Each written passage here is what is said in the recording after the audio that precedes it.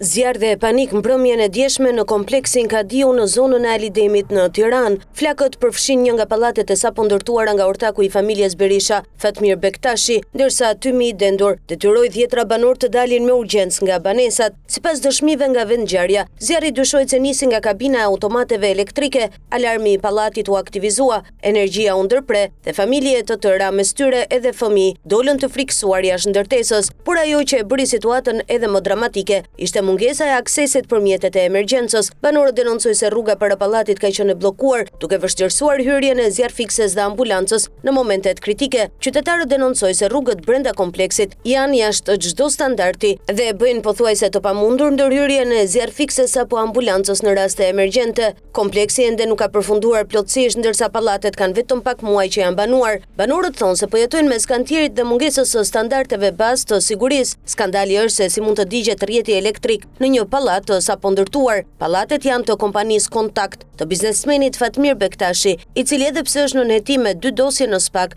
vion të marrë leje ndërtimi dhe zgjeroi projektet në kryeqytet. Fatmirësisht, flakët janë neutralizuar pa pasoja fatale, por banorët paralajmërojnë se një situatë e tillë mund të përfundojë në tragjedi nëse nuk merren masa urgjente.